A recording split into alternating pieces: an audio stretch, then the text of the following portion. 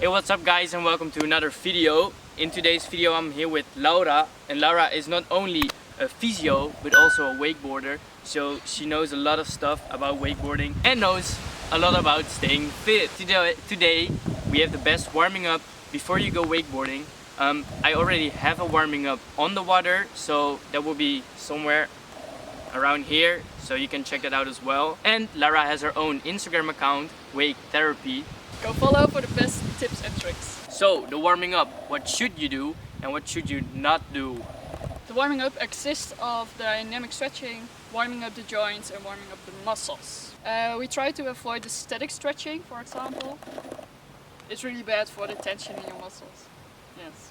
So we are going to show what a good warming up would look like. So we'll start with a resistance band and she will explain me how to do it. I do my chest up and then I will pull the resistance band up, and when I'm at the highest point, Highest point to pull out.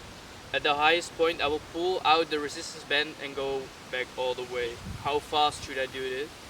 Not too fast. Just slow, warm up the tension in your rotator cuff.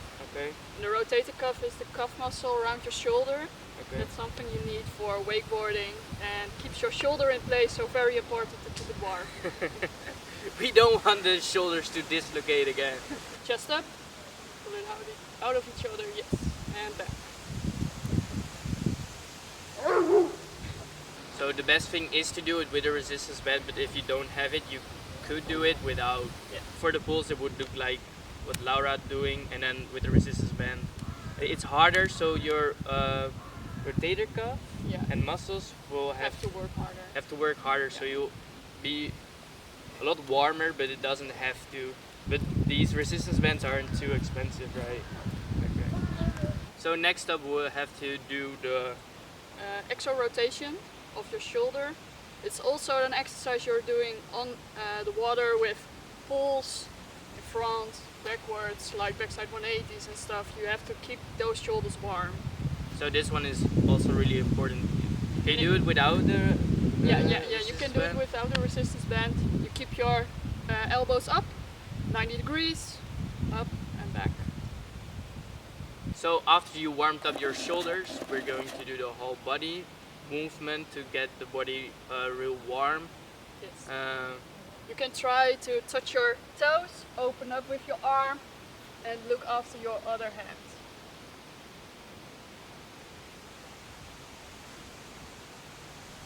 It's more for your back, your upper body and little tension in the hamstrings. Okay, we're going to do some high knees. You put your knee up, twist your body and back. And if you're able to, you can fasten it.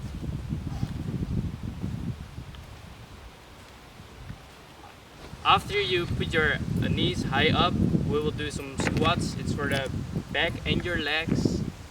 Try this 10 times, and then after you did the squats, you'll try jumping squats.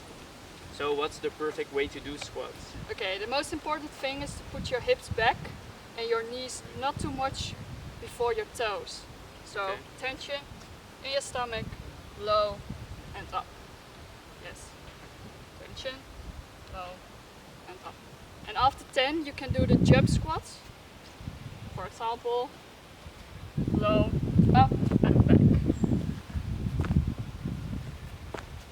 And try to keep the tension again in your... Tension in your hips, knees and your glutes. Okay. Important is to keep your knees outside. Just like wakeboarding, when you jump over the kicker, you don't want your knees inside, but outside. So at the end we are going to do some dynamic stretching. It's just for the mobility. You can do normal turns with your shoulders, in front and back. Smaller. Yes, That way. and for the hips.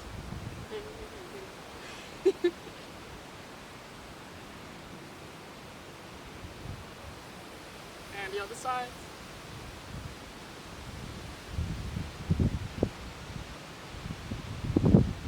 Okay, the knees.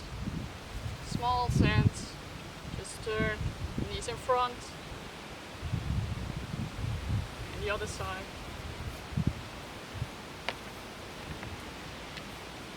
And don't forget your ankles, just turn. So keep the mobility in. Out of there.